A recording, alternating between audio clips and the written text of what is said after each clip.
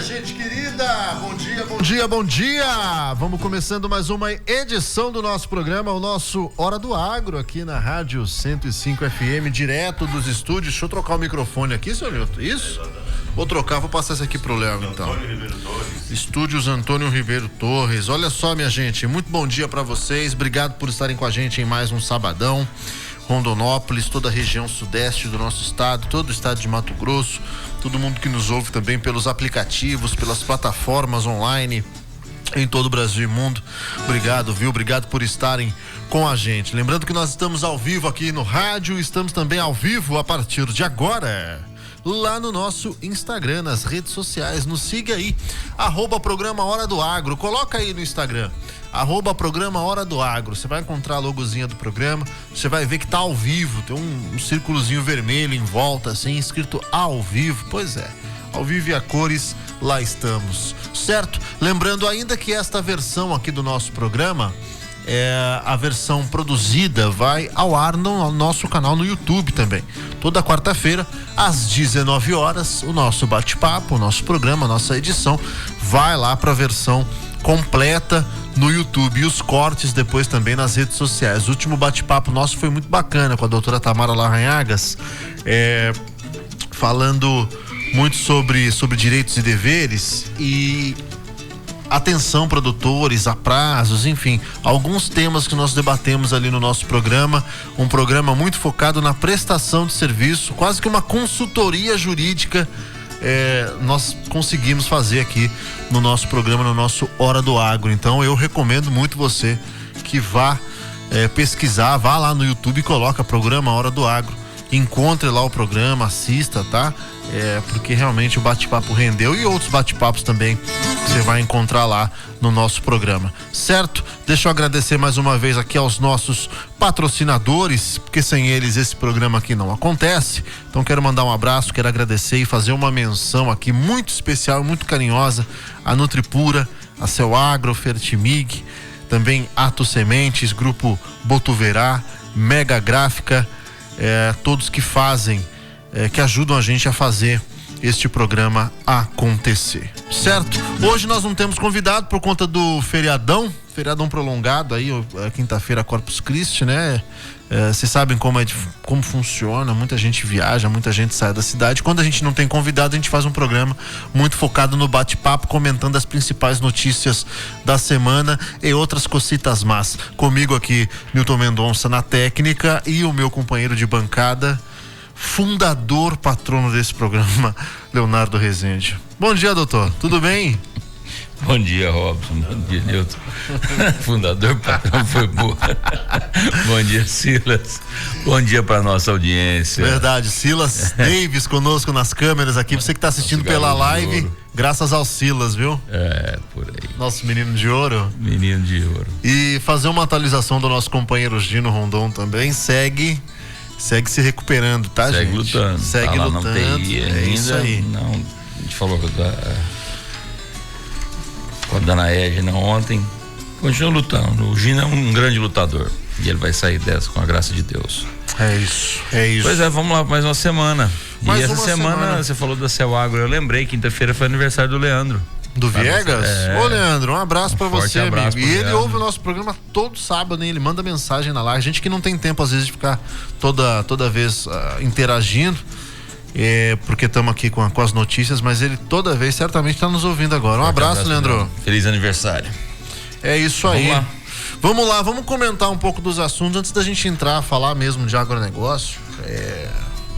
Vamos falar do frio, porque eu cheguei aqui no estúdio, tomei até um susto, rapaz. Doutor Leonardo trajado. Quem tá vendo aí pela live aí, tá vendo que o homem tá de colete, camisa, chapéu. O homem tá como se vier esse frio todo aí, nós estamos perdidos.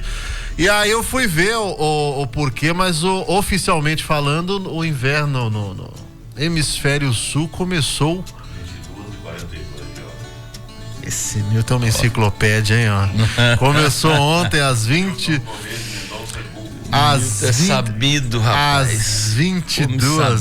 Às 22 horas, assim, o 22h42, o inverno pra nós aqui, aí, enfim, Cada um tem o seu, né? Porque a Rondonópolis, muita gente vem de fora, é acostumado ou não com um clima ou outro, muita gente vem do sul, vem do sudeste. Quem vem lá de cima talvez sinta um pouco mais, se abale um pouco mais. O fato é que o frio chegou, tende a não durar muito, friozão, não.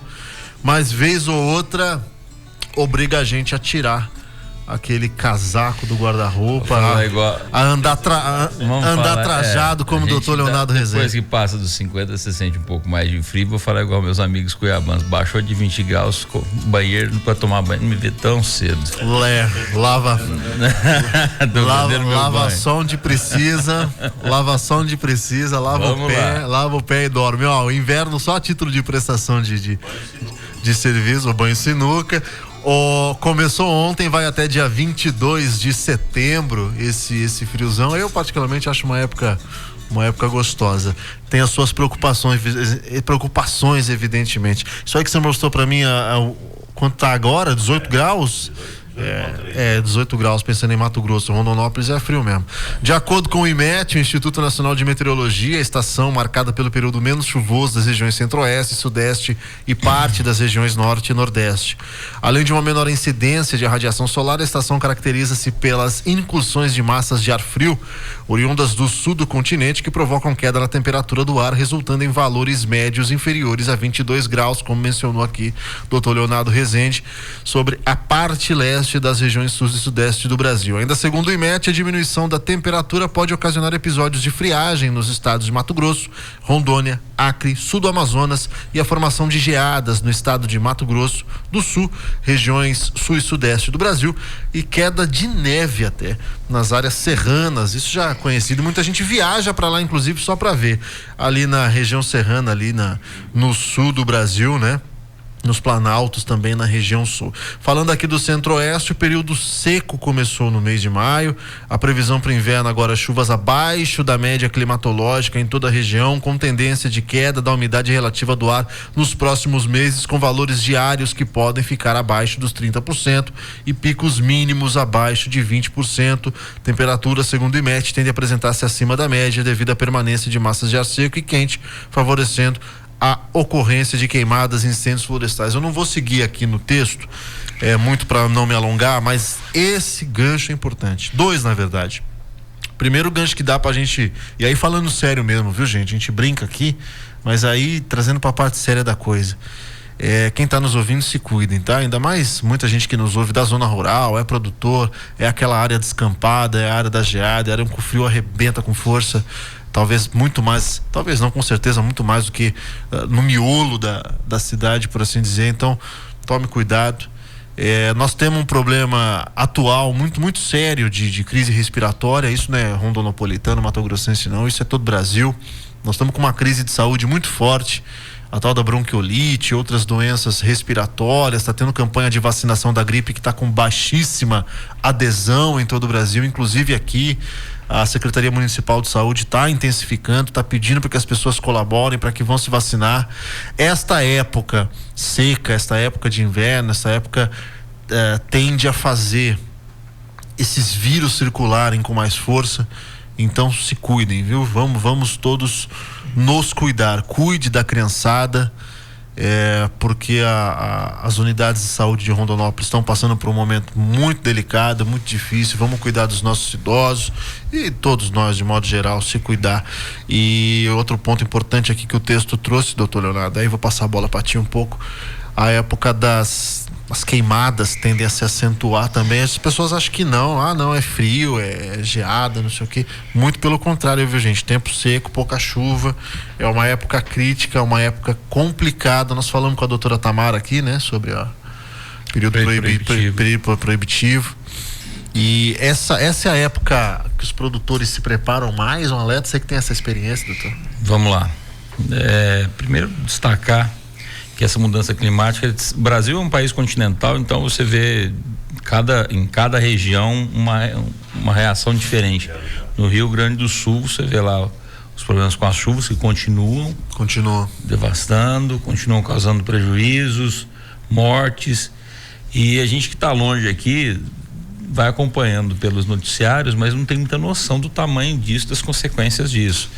Você falou de geada aí, para nós aqui no Mato Grosso isso é um pouco distante, mas no Mato Grosso do Sul, principalmente na região sul do Mato Grosso do Sul, já pega. Isso já é mais, já pega mais, isso acontece com mais regularidade nesse período.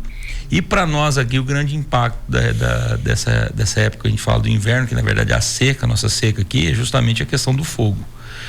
E o fogo, ele causa prejuízo não só para o homem do campo, com queima de pastagem, queima de massa, a fumaça acaba atingindo todo mundo. A fumaça não tem barreira, ela vem para a cidade, não tem como segurar isso. Então é a época assim de se preparar, de fazer os preparativos para essa época, fazer o acero, cuidar do maquinário que você vai ter para combater o fogo, ficar atento a qualquer sinal de fumaça para combater no início. E aí entram as brigadas. E aí eu já destaquei outro dia, vale destacar sempre a Brigada Pedra Florestal, que tem trabalhado na nossa região, e nas outras regiões também há outras brigadas que devem ter o apoio dos produtores. E destaque, essas brigadas, elas são organizadas, financiadas pelos produtores rurais. Isso não é financiado pelo Estado, não. É o próprio produtor que se reúne e paga por esse serviço. Esse aí foi aquele famoso não esperar para ver, né? É o não esperar para ver, e isso vai muito para mostrar que essa ideia de que é o produtor que coloca fogo, é o produtor que faz isso e que destrói, isso é conversa. Tem gente ruim? Tem, como em toda profissão. Exatamente. Mas a grande, maciça maioria quer cuidar da sua fazenda, quer cuidar da sua área, não tem interesse de colocar fogo. Então precisa acabar com essa ideia de que é o produtor que é o vilão da história. Na verdade, ele vem contribuindo e muito para se evitar isso. Então esse é um período do ano que a gente tem que tomar cuidado. E para o agronegócio, cada período do ano é um trabalho diferente. O trabalho não para. Eu gosto de falar, não tem sábado, não tem domingo, não tem feriado. Todo dia é dia de trabalhar, porque você tem que tratar da galinha todo dia, você tem que tratar dos porcos todo dia, você tem que tratar do boi todo dia. A vaca tá parindo, você não sabe, você não vai parar de olhar se ela tá parindo ou não, você vai ter que acompanhar a lavoura, se tá tendo alguma infestação, você vai ter que olhar todo dia. Tem que fazer aplicação. A colheita, você não vai parar sábado, domingo, feriado de fazer colheita, você vai tocar direto, se possível toca até a noite. Enfim, é um trabalho árduo. E graças a Deus tem pessoas assim que tocam a produção do país. Muito bem, sabe as palavras. Vamos se cuidar, viu? Quem é homem do campo certamente já está se preparando, está preparado, está tomando as suas providências para evitar qualquer incidência, qualquer ocorrência venha a acontecer. Quem não é do campo está mais preocupado com o lado da saúde, tão importante quanto. Se cuidem também, minha gente. Se cuidem também, pelo amor de Deus, porque olha, não tá. Eu não tô aqui, não é um problema de Rondonópolis não, viu, gente? Questão de saúde pública no Brasil, vocês sabem como é que sabe como é que são as filas dos hospitais aí, Brasil afora aí. Não tá fácil, criançada, é um tal de tossir, é um tal de nariz escorrendo, é um tal de... vamos se cuidar, viu? Vamos se cuidar, porque não é fácil. 18 graus nessa manhã, e tende a ser assim até 22 de setembro. Vamos lá, vamos seguindo aqui o nosso programa, ainda falando de saúde. A gente segue acompanhando. Nós não trouxemos aqui com muito destaque no nosso programa, não, gente. Inclusive tá com a matéria aí, né? O município vai iniciar isso aí. Isso aí é uma vacinação da dengue também, que é outra lástima também, viu? Eu vou falar pra você, tá difícil, viu? Você corre pra um lado, cai do outro. Tá fácil a questão da saúde, assim, não. Pois é. Tava falando aqui, outro assunto que nós não comentamos muito, gente, a situação da gripe aviária. Ficou de nós comentarmos aqui, mas na verdade, como a gente focou muito mais nos bate-papos, nas entrevistas, que é a dinâmica do nosso programa, a gente não abordou muito. Nós tivemos aquele caso lá no Rio Grande do Sul. A partir daquele caso houve uma série de suspensões de acordos comerciais, e isso nos pegou mais, evidentemente. O caso foi lá no Rio Grande do Sul, um pouco distante da nossa realidade, mas a partir do momento em que houve essas suspensões comerciais, aí a coisa já escalona bastante. Nós já falamos aqui no nosso programa muito sobre essa questão global, sobre a questão. Leandro vem aqui dar uma aula sempre que vem, quando trata do contexto do agro na cadeia global da economia, de como as coisas acontecem, como as coisas fazem a roda da economia do mundo girar. Mas a partir do momento em que o Brasil mostrou certa postura, em que houve pronunciamento de ministro, que houve controle sanitário, a coisa começou a ser amenizada. Estou falando dessas suspensões mundo aí. Ocorre que aí depois, recentemente, e aí também não deu tempo de nós comentarmos aqui, nós tivemos outros casos de gripe aviária, e um deles aqui em Mato Grosso, inclusive. Não me lembro agora se foi em Canarana, talvez, um município. Puder puxar aí pra gente aí, Nilton. O caso de gripe aviária em Mato Grosso, para lembrar o município, agora me deu um branco. Que é uma propriedade pequena, onde foi encontrado esse foco, uma propriedade rural, e ali aquela família que ali reside acabou sendo isolada, né? E toda a área ali foi isolada. E aí passou-se a investigar a possibilidade e a suspeita da gripe aviária na contaminação em humanos. A notícia que eu trago mais recente disso, Goiás confirmou, Mato Grosso confirmou a suspeita aqui. Temos município de Campinápolis, foi este caso, e aí a partir daí a suspeita também da gripe em humanos. Goiás também confirmou gripe aviária também em galinhas de uma propriedade pequena também, particular também. Então a gente segue pesquisando, segue lendo as notícias e segue acompanhando. O que a gente o que mais nos preocupa no momento? Primeira coisa, a resposta por parte do Estado, por parte das secretarias municipais, estaduais de saúde, governo federal, centro de zoonoses, controle, enfim, todos os órgãos que se envolvem direta e indiretamente para fazer a contenção. E a partir daí também um trabalho muito de costura brasileira em nível global, para não suspensão ou para retomada de acordos comerciais, tendo em vista hoje o Brasil como o grande player do mercado na produção, na exportação de carnes, na exportação de frango, enfim. Essa suspensão, sim, isso sim nos impacta e nos impacta muito. Com relação a controle sanitário, ao que se sabe, por mais difícil que seja fazer esse controle, né? A gente teve aí uma pandemia recente aí que nos deixa claro o quanto é difícil controlar as coisas. É muito difícil mesmo, mas a gente vê as ações acontecendo e torce para que dê certo, torce para que tudo aconteça e transcorra da melhor forma possível.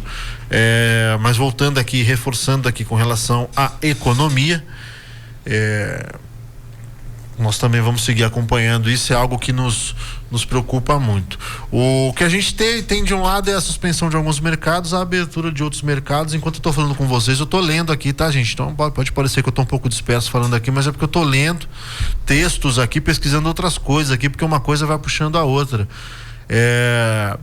A gente sempre fala muito da importância dessa relação comercial. O Brasil é um país, aos olhos do mundo, muito estratégico por conta da sua capacidade produtiva. E aí nós estamos falando de grãos, estamos falando da pecuária, estamos falando de tudo. O Brasil produz de um tudo, manda tudo para fora. Tudo que os outros países precisam, nós produzimos e nós temos a contento, sem sombra de dúvidas. Então, é muito importante para o Brasil saber se posicionar, também politicamente, também do ponto de vista diplomático, saber mostrar que trabalha em casos de crise como esse da gripe aviária, um caso, enfim, as coisas acontecem, às vezes acontecem, a gente não tem. O mais importante é dar a resposta. Nós tivemos agora um selo recente no estado da contenção. Talvez o Dr. Leonardo até possa me ter mais bagagem do que eu para falar sobre, mas nós tivemos agora um reconhecimento nacional e internacional de Mato Grosso livre da febre aftosa sem vacinação, ou seja, já controlada há tanto tempo, sem novos casos. Isso nos possibilitou lá fora, por exemplo, a abertura de mercado com o Japão, que é um país muito restrito com relação o Japão não compra carne vacinada, gado que vem que receba vacina. Essa possibilidade de atingir o padrão de qualidade sem necessidade de vacinação abre mercado lá. E como que abre esse mercado lá? Com diplomacia, com tato, com relacionamento, com postura brasileira e principalmente a maneira como o país, e aí falo de governo, posiciona o agronegócio perante o mundo. Essa é uma grande preocupação nossa, a hora do agro. Esse, inclusive, é um dos motivos nossos de existirmos aqui. Falar pelo agro, falar do agro e colocar pingos nos is de maneira, talvez, até para fazer contraponto quando necessário, quando a gente encara que seja necessário. O grande desafio é esse, é a propaganda, é a embalagem, é a maneira como o Brasil se vende, talvez nesse ponto PEC. E aí eu tenho que fazer um comentário breve aqui, que é o seguinte: aparentemente o atual ministro da Agricultura, por ser de Mato Grosso, por ser do agro, nos passa uma imagem de que conheça mais a coisa. Talvez tenha uma das missões mitigar um pouco dessa imagem aí, talvez até tenha tido sucesso aí, porque se não for alguém de dentro, fica muito difícil. Fica muito difícil porque a propaganda contrária, o anti-marketing, ele é muito forte e é muito nocivo para o Brasil. Então a gente segue acompanhando e segue acompanhando muito as posturas, a postura brasileira, a postura do Estado brasileiro com relação à contenção, a controle, a medidas a serem tomadas, a maneira como vende isso. Chega pro governo japonês, chega pro governo de quem quer que seja e fala: ó, nós fizemos, tá aqui, é assim, é assado, e pra gente construir um agro cada vez mais forte. Doutor? Você tá falando, eu tô a cabeça funciona um pouco diferente, eu vou muito na prática e eu fico pensando o seguinte: quem é do meio, às vezes você tá em casa, você não consegue imaginar isso. Quem é do meio, por exemplo, quem vai vender soja, vai vender milho, o controle de qualidade, ele é muito alto. Então você vai para um depósito, vai vender um milho para qualquer indústria, eles vão avaliar a qualidade, umidade, quebra, enfim, e você não ganha por isso, você vai ter abatimento no preço. Você vai vender boi pro frigorífico, tem avaliação de qualidade de carcaça, de carne, se tem algum hematoma, se tem algum probleminha, isso corta, você perde a carne, você não recebe, você tem quebra de peso, enfim, a qualidade. E aí, lá no frigorífico, por exemplo, em ambos, o Ministério da Agricultura é o MAPA, Ministério da Agricultura, Pecuária e Abastecimento. Obrigado, Nilton. Então, a questão de fiscalização no Brasil, isso nunca foi um problema. Sempre é bem rigoroso. E o produtor tem que se acostumar com isso. Então, você que está em casa, antigamente eu lembro da gente ficar preocupado em comer carne de porco. Porque você comia carne de porco, você tinha um problema do verme, que é acho que esse cerco que acaba vindo para a cabeça. Acho que você vê pouco falar sobre isso. Por conta da qualidade da carne que você come. Hoje, o porco de granja, você para entrar numa granja de suínos hoje, você tem que passar por uma inspeção, limpeza, colocar roupa, sapato, desinfecção, enfim, é dos mais rigorosos que existe. Então você tem uma qualidade hoje de produto na sua mesa, graças ao quê? A duas coisas: ao produtor que se conscientizou, e uma fiscalização pesada do Ministério da Agricultura. O que torna isso diferente? O que mudou do produtor do Brasil há 60, 70 anos atrás para o produtor de hoje? Além da tecnificação que a gente fala, da técnica de melhor qualidade de gestão do produto, você vê melhor qualidade do produto no final da cadeia. Então você vê melhor qualidade da comida no seu prato, você vê melhor qualidade da comida que você vai comprar lá na gôndola do mercado, enfim. E o Brasil é o grande produtor mundial. E voltando, puxando até farinha para o nosso lado aqui, a gente fala grande produtor mundial, para vocês terem ideia, Mato Grosso é o maior produtor de soja do Brasil. E longe, enquanto o Mato Grosso produziu na safra 24-25 49,63 milhões de toneladas, o segundo estado que mais produziu foi o Paraná, com 22, menos da metade. O terceiro diferença. foi Goiás com 20. E como é que foi feito isso? Você acha que é qualquer tipo de produção? Você acha que é produção de fundo de quintal? Não. É tecnologia de semente, tecnologia de insumo, tecnologia na colheita. Então o Brasil, nesse meio que você fala, da forma que você falou aí, Robson, concordo, mas eu tenho que se posicionar, mas internamente, no que depende do produtor, o Brasil está muito bem posicionado. E isso é que gera grande preocupação para quem está lá fora do país, para quem está fora, os importadores aí, o pessoal lá fora, não está preocupado que o Brasil produz, se está produzindo o melhor produto. Não é esse a preocupação deles, salvo o melhor juízo. A preocupação deles é dificultar que a gente produza o tanto que a gente produz. Sim. Porque se nós produzirmos o quanto a gente produz, em grande volume, a gente consegue e produzindo um produto de grande qualidade, em grande quantidade, não dá para eles produzirem lá. Ninguém compete conosco em preço e qualidade. Nenhum país. Então o produtor de cada país, que todos os países têm produtor, isso aí não tem como você também ignorar isso. Todo país tem seu produtor. E alguns países, lógico, que tem as suas estratégias de segurança alimentar, como eles gostam de dizer, que alguns produtos eles não abrem mão de produzir, por mais que esteja difícil. Eles precisam manter o produtor produzindo. Porque vai que nós não estamos na iminência de uma guerra mundial. Não estou querendo ser alarmista, mas toda guerra mundial começou com pequenas guerras, né? E hoje nós temos algumas pequenas guerras estourando no mundo. E vai saber a consequência disso. E se isso dificulta o transporte de alimentos? Não para pensar nisso? Tem que ter produtor local. Tem que ter produtor local. Então, é uma situação quando você senta no banquinho de lá, você fala, poxa, eu também não posso matar o cara que está produzindo aqui. Exato. Mas eu tenho que comprar do outro cara que está barato. Aqui, a mesma coisa, a gente tem que incentivar. O que me causa estranheza no brasileiro é que muitas vezes o próprio brasileiro joga contra. Enquanto os outros países estão brigando para poder valorizar e segurar o produtor dele, que não produz com tanta eficiência, que não produz com tanta qualidade, não produz com tanta quantidade, aqui no Brasil o próprio brasileiro está brigando, está causando dificuldade para a gente produzir com qualidade, com quantidade. E aí você produz, você exporta, você traz dinheiro de fora para cá, você traz dinheiro de fora para cá, você gera riqueza aqui dentro, você aumenta a cadeia, contrata mais, paga melhor. Quem está recebendo melhor consome mais, quem está consumindo mais vai consumir no comércio local. E aí todo mundo ganha.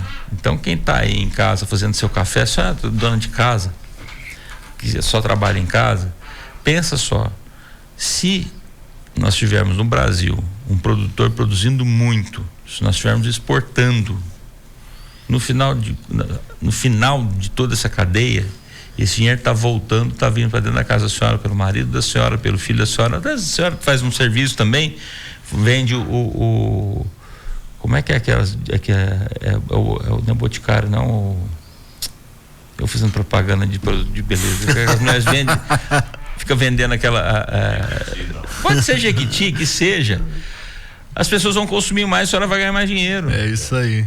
É toda uma cadeia. Isso é a roda da economia. Isso é a roda da economia. Eu vi um comentário essa semana. Essa é a roda da economia. Aqui no Brasil você não pode, por exemplo, explorar minas em áreas indígenas. Mas você vai lá e compra no Canadá de produção de área indígena. Só porque é o índio do Canadá? Deixa ele produzir assistir. Fazer ele produzir assistir. Enfim, nós brasileiros precisamos entender, cada um tem consciência, entender que nós precisamos jogar no mesmo time. É isso, exatamente. Vamos fazer um intervalo às 6:30. Como o tempo passa rápido, só um adendo, doutor Leonardo, brilhante. Essa questão nossa de se posicionar, eu concordo com o doutor Leonardo, produtor muito bem posicionado, mas eu me referia mais à propaganda mesmo, viu, gente? É como o governo brasileiro nos posiciona, como nós temos que nos posicionar em termos de propaganda, dentro e fora, muito dentro disso que o doutor Leonardo está falando. A gente tem internamente quem jogue contra. Externamente, então, nem se fala por N motivos. Então, nós temos que trabalhar muito forte em cima disso, porque a antipropaganda, o anti-marketing, ele é muito venenoso, ele é muito perigoso. E só antes de quebrar, o Nilton abriu aqui para nós: Brasil se declara país livre da gripe aviária. Notícia de quando, Nilton? Vê a data para mim. Notícia do dia 18. Notícia do dia 18 agora. Excelente notícia de 3 dias atrás, tá vendo? Nós trazendo casos aqui, suspeitas e medidas brasileiras. Essa notícia está postada no site da Agência Brasil, canal oficial do governo, quer dizer, pode ser.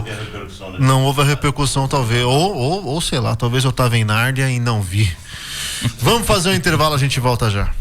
A Nutripura está tornando a pecuária do futuro uma realidade no Brasil. Hoje, trabalhamos lado a lado com as fazendas mais produtivas, lucrativas e sustentáveis do país, provendo consultoria, produtos e serviços inovadores. Quando você vê a pecuária ser tratado como agricultura, pecuária, vírgula, capim. Capim ser tratado como é uma lavoura de soja, de milho, de algodão. É isso que eles estão fazendo aqui. E aí, com isso, eles estão extraindo da terra o melhor possível. Isso é o que nós temos a oferecer para o mundo. E eu falo, eu vi isso aqui hoje. Shiro Nishimura, Fazenda Araponga. É cliente desde 2011. Nutripura. Juntos, vamos mais longe. Você se lembra o que estava fazendo 20 anos atrás? Teve algo que você plantou e hoje colhe os frutos de tanto esforço e trabalho? Em 2003, nós plantamos as sementes da Fertimig Fertilizantes e depois de algumas colheitas boas, vendavais, dias chuvosos e ensolarados regados de muito trabalho e dedicação, crescemos fortes, sólidos, com uma adubação adequada e nutritiva para superar qualquer tempo ruim. Temos orgulho e gratidão de ter você como parceiro e de ajudar a promover a fertilização da produção de alimentos do mundo. Grupo Fertimig. Forte, como sua lavoura deve ser.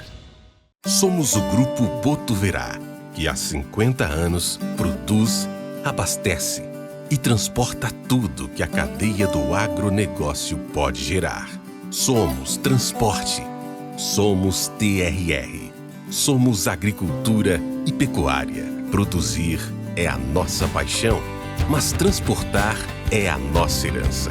Botuverá, há 50 anos, acreditando na força do trabalho.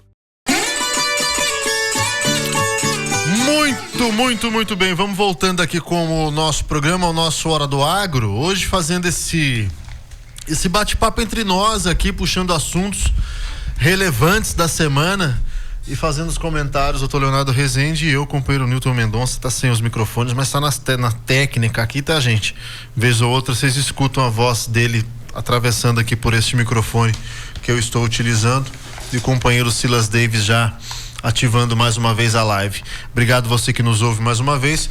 Quiser nos assistir, vai ali no Instagram, @programa Hora do Agro. E mais do que isso, quiser mandar mensagem aqui pra gente, é muito bem-vindo, tá, Nilton? Coloca aqui pra mim o telefone da rádio aqui pra eu trazer no ar.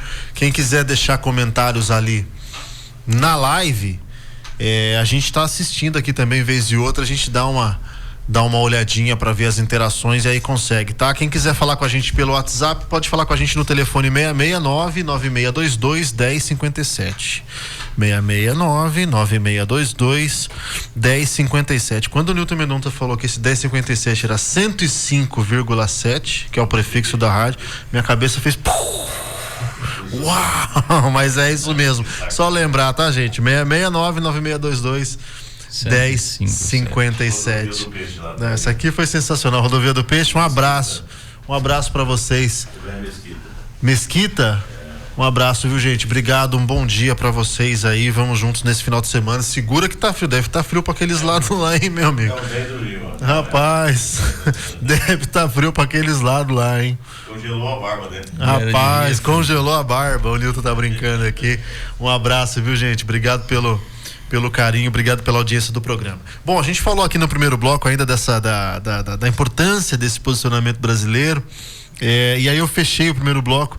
Só quero fazer um comentário breve aqui, que eu fechei o primeiro bloco trazendo a notícia do dia 18, uma notícia que foi publicada no site da Agência Brasil, que é o porta-voz do governo, foi replicada por alguns jornais. Eu não consumo televisão, provavelmente saiu nas televisões o Brasil se declarando um país livre da gripe aviária.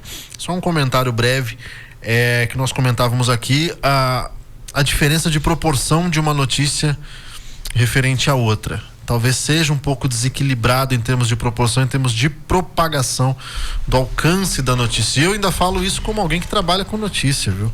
Alguém que é da área do jornalismo.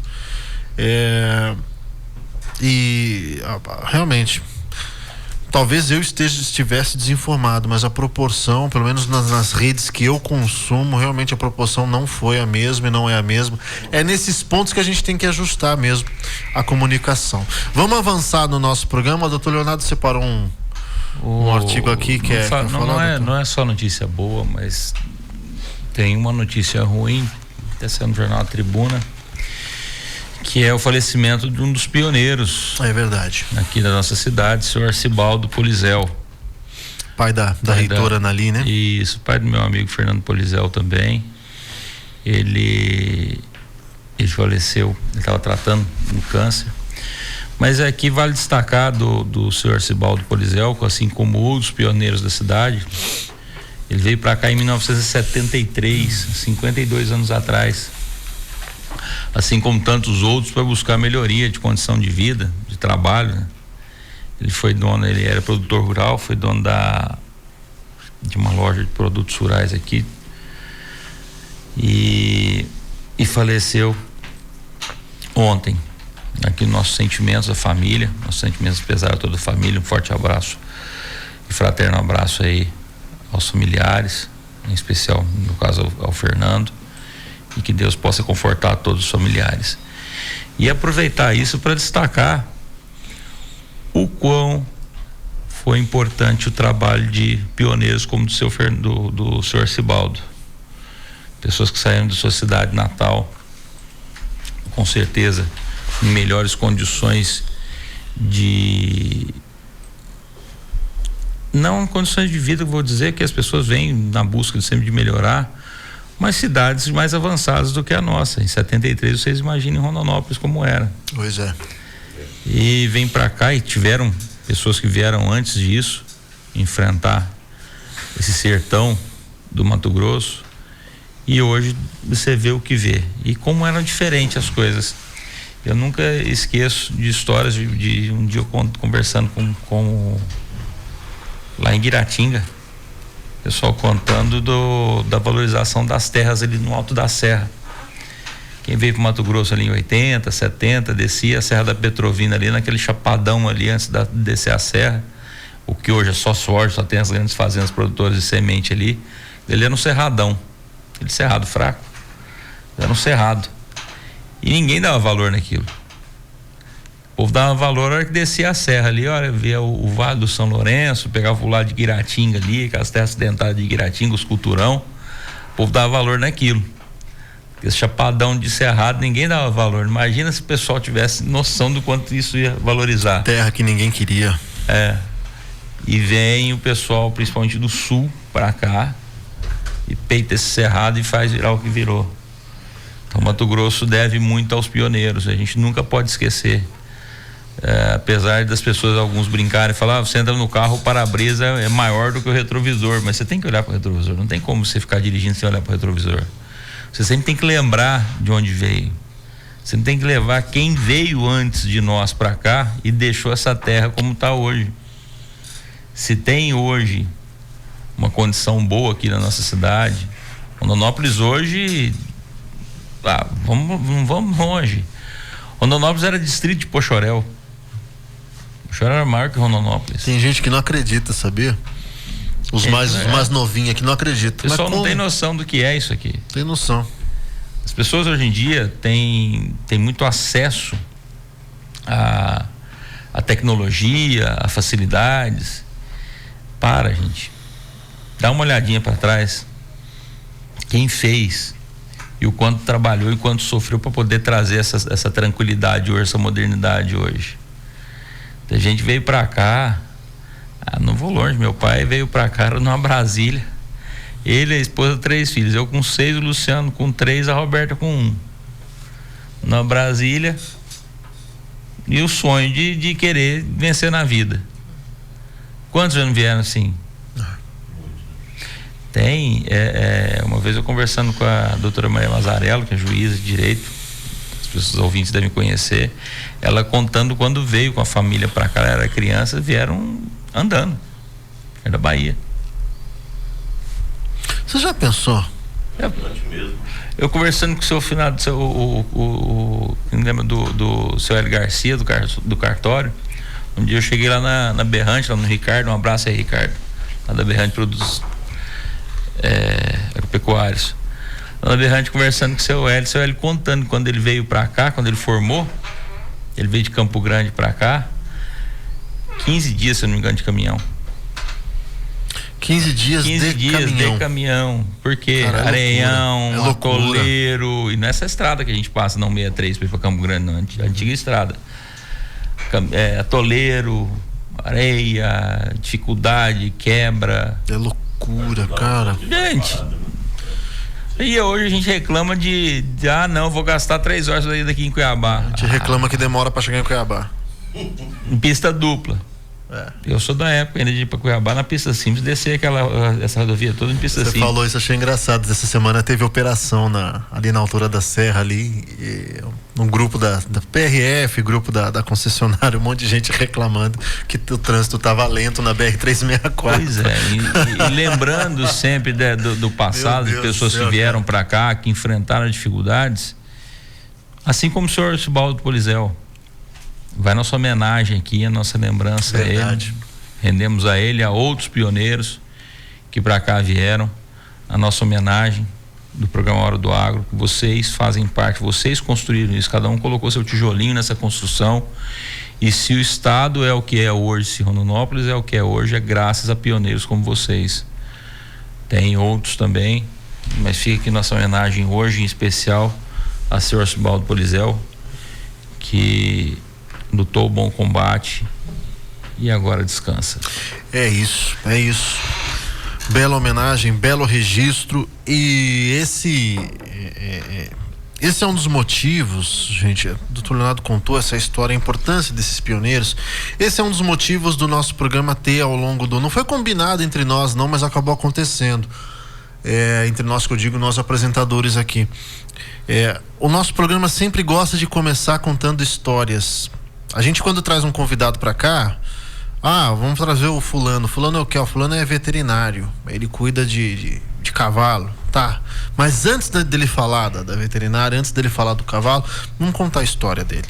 Vamos entender quem é, vamos entender de onde vem, porque essas histórias são importantes. Quando a gente está falando desses pioneiros, desses que vieram para cá há 50 anos atrás, há 60 anos atrás, e nos contam como era, nos contam as dificuldades que tiveram, 15 dias de caminhão, ou veio a pé, ou veio, sabe Deus como, com esse sonho, veio de Brasília, com esse sonho de peitar o desafio que era. Isso tem que ser contado, replicado, recontado, enaltecido, homenageado, registrado. Isso tem que estar muito vivo. Essas memórias têm que estar muito vivas na nossa mente, no nosso coração, para que a gente dê valor a essas pessoas, a esse legado, dê valor ao que a gente tem hoje. Uma bela homenagem, doutor Leonardo, bem lembrado, viu? Bem colocado isso, e a todos os pioneiros, a todos que fizeram tudo isso que nós temos hoje, o nosso muito obrigado, tá? Muito obrigado mesmo, de coração. São 6h46, retomando um assunto que nós estávamos falando lá no primeiro bloco, desse pensamento global, desse pensamento em cadeia, da roda da economia. O doutor Leonardo falou da importância dos países terem produção local, e aí fez até uma alusão a possibilidade de impacto de guerra. nessa semana saiu essa notícia aqui, um evento entre produtores, eu vou trazer o texto aqui, vocês vão entender, falando de impactos na produção brasileira neste mais recente conflito envolvendo Israel e Irã. Não faz muito tempo, quando estourou a guerra entre Rússia e Ucrânia, uma das grandes preocupações, inclusive do agro brasileiro, era a questão de insumos, questão de fertilizantes. Na época da pandemia, a mesma coisa, questão de insumos, questão de fertilizantes. Tá vendo? Coisas que acontecem do outro lado do planeta impactam quase que de imediato nós aqui. E agora nós estamos falando dessa semana que estourou conflitos entre Irã e Israel. O agro brasileiro já se mostra preocupado. Eu vou trazer o texto aqui, vocês vão entender. Não vou comentar muito para não tomar muito tempo, tá, gente? Mas o momento geopolítico vivido pelo mundo hoje é considerado complicado por especialistas. O conflito entre Israel e Irã, iniciado recentemente, pode inclusive trazer impactos negativos para a safra 2025-2026 no Brasil, apertando ainda mais a margem do produtor rural. O pesquisador do CPEA-Exalc da USP, Mauro Ozaki, recorda que o produtor rural brasileiro só conseguiu não ter margens tão apertadas no início do conflito entre Rússia e Ucrânia em 2022, quando os preços dos fertilizantes decolaram, visto naquele ano a produção agrícola ter registrado preços favoráveis. Abre aspas ao que disse, um cenário diferente da situação hoje. Hoje nós temos Índia e Paquistão se pegando, e agora, recentemente, Israel e Irã num conflito que pode trazer bastante complicações para nós. O especialista foi um dos painelistas do painel Cenários da Produção Brasileira para 25-26, realizado durante a abertura nacional da colheita, segunda safra de milho, que foi na última quarta-feira, dia 18, lá em Sorriso, na Fazenda Dois Irmãos, do Grupo ABF. O evento é uma realização do Canal Rural Mato Grosso. O doutor Leonardo, inclusive, conversou com o pessoal do Canal Rural recentemente, deu uma entrevista bacana, afiliada do Canal Rural, da Associação Brasileira dos Produtores de Milho e Sorgo, a Abramilho, e da Associação dos Produtores de Soja e Milho de Mato Grosso, a ProSoja, a nossa querida ProSoja Mato Grosso. A ação integra o projeto Mais Milho, que está em sua 9ª temporada. De acordo com o Mauro Ozaki, e eu só vou reforçar aqui o currículo rapidamente, é da Exalc USP, não é qualquer um que está dizendo. De acordo com ele, o Irã, um grande produtor de amônia anidra, matéria-prima básica para a produção dos nitrogenados. Abre aspas, isso dá impacto na oferta mundial, fora o corredor logístico do Golfo de Oman, que é uma região importante para nós, além de ser um grande comprador do nosso milho. Isso nos preocupa bastante, isso que ele está falando é a guerra, tá? Nos preocupa bastante, porque vai encarecer o frete para escoarmos a nossa região. Ao ano, o Irã importa em torno de 4,5 milhões de toneladas de milho aqui do Brasil. Um outro impacto citado pelo especialista, que pode ser gerado pelo conflito entre Israel e Irã, é o encarecimento do custo da produção brasileira, em especial nas culturas que dependem desses nitrogenados, como citado aqui, a amônia anidra. Abre aspas, esse conflito regional aumenta a nossa incerteza no momento em que temos uma safra grande, em que estamos tendo uma desvalorização do nosso cereal e o nosso poder de compra fica menor e mais preocupante para a temporada 25-26. O pesquisador frisou ainda que, abre aspas, isso torna para nós um sinal de alerta, porque nós podemos caminhar de novo em 25-26 para um ano de margem apertada, como nós presenciamos nas últimas 3 safras. Tá vendo? Quase que de imediato a resposta, porque os países conversam, gente. Quando nós estamos falando da roda da economia, do pensamento da cadeia global da economia, os países dependem entre si. O Irã tem a grande produtor lá da amônia, que é insumo para nós aqui na nossa lavoura, na nossa pecuária. Eu me lembrei, quando estava lendo esse texto, até o próprio texto traz lá da época da guerra da Rússia contra a Ucrânia. Já tem um bom tempo isso, o tempo passa rápido, né? Estamos falando em 2020, 2022, por ali. Nós já falávamos dessa crise dos fertilizantes, como é que fica, como é que não fica. E agora, Israel e Irã mais recentemente, e o agro brasileiro já preocupado. Mas nos mostra também o quanto que isso é importante destacar também, o quanto o nosso agro é muito antenado.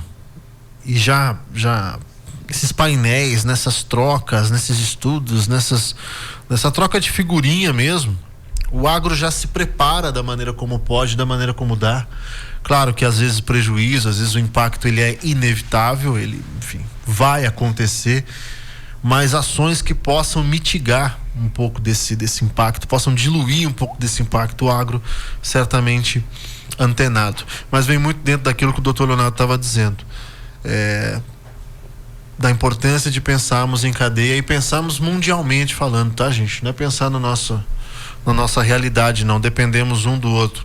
E outro assunto que nós seguimos acompanhando também. Agora, essa coisa de guerra, Israel e Irã, são compradores brasileiros, são vendedores para os produtores brasileiros. De repente começa a sair na mão. E aí quem está em volta sobra a garrafada, sobra tudo. Aí é pensar estrategicamente. O Brasil tem muita capacidade para se tornar independente em alguns desses produtos que ela fica dependendo de outros países. Por que não explorar as minas que nós temos aqui? Por que não explorar petróleo mais? Enfim, algumas questões que precisam ser respondidas, mas precisa querer. O Brasil precisa começar a entender, as pessoas entender que nós temos que brigar por nós primeiro. Exatamente. Às vezes a gente fica pensando aqui, o Nildo até fez um comentário no intervalo, da demonização do agronegócio, a demonização da exploração do agronegócio. Mas qual o interesse disso? Por que nós não podemos fazer a exploração de minas aqui? Por que a gente não pode explorar mais petróleo? Aí fica uma pergunta, eu não sou técnico nisso, mas você vê, ela está do nosso lado ali na Amazônia. Tem exploração de petróleo, o quanto tem? Será que na divisa ali a gente não pode explorar petróleo? Do nosso lado? Ah, não, mas vai ter que derrubar uma meia dúzia de árvore. É por isso que não vai explorar? Alguma outra desculpa, né? É por isso? Não, o agro derruba, o agro polui, o agro estraga. Você falar isso sentado numa mesa servido, muito bem servido de alimentos produzidos pelo agronegócio, é bonito, né? Mas enfim. É aquela coisa a maior quantidade de área preservada hoje, aonde é que tá, né? 32% é preservado pelo privado. Aonde é que tá a maior quantidade de áreas preservadas? Isso não é da cabeça, isso não é da cabeça não, gente. Isso é mapa, tá falando isso tá sentado numa mesa, provavelmente de madeira, produzida pelo agro, numa sala com ar-condicionado, numa cobertura, enfim, num hotel, num restaurante, enquanto quem está produzindo tá lá agora. Tem gente tirando leite, tá ouvindo aí na rádio, tirando seu leite, né? Preparando, mexendo na horta, enfim, trabalhando, indo tratar da vaca, enquanto o povo gosta de ficar lá sentadinho lá no ar-condicionado falando mal. E a hora que dá uma parada, liga uma televisão pra ler a notícia. A notícia tá falando mal. É brincadeira, né, cara? Não, e a gente ri, mas é de nervoso, seguinte, que às vezes você para pra assistir, cara, e as pessoas falam tanto, e algumas pessoas que, entre aspas, são até respeitadas, fecha aspas, falam tão mal que às vezes você fala, mas será que eu sou tão ruim assim? Contamina, né? Será que eu sou tão mal assim? Não, meu amigo, você que tá trabalhando aí, não vai nessa não. Se a gente tá comendo, se o Brasil tá tendo alimento e tá produzindo bem, é porque você tá trabalhando. Exatamente. Se precisar, desliga a televisão, viu? Perde tempo com essas notícias aí. Faz falta não, ó.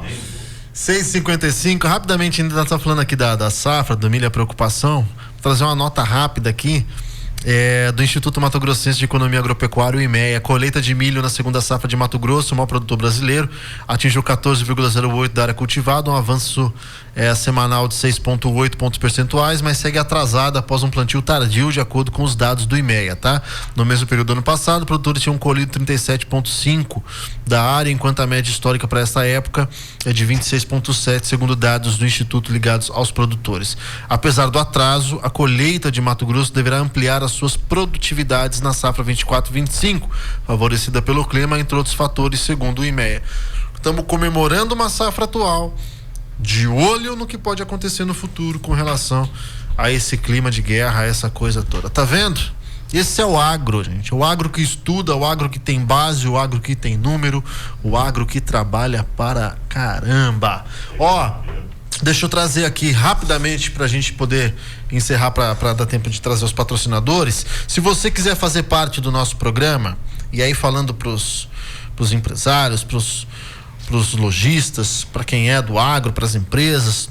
Quer ser parceiro nosso, parceiro comercial do programa Hora do Agro, você pode ser parceiro tanto aqui no rádio quanto nas lives, nos nossos materiais no Instagram e também no YouTube, tá? Quem assiste o nosso programa no YouTube vê que o ângulo das câmeras ele é diferente, porque atrás de nós tem o telão das marcas que fica passando. Agora mesmo tá passando a Seu Agro aqui, que é um grande parceiro nosso. E o Carrossel agora no Tripura, tá entrando aqui, os parceiros vão rodando, vão passando aqui. Você entra em contato nesse telefone aqui, ó, o telefone da dona Edna Rondon, que tá cuidando do companheiro Gino e ao mesmo tempo tá conosco aqui ainda, sem deixar a peteca cair. Telefone 67 998712265.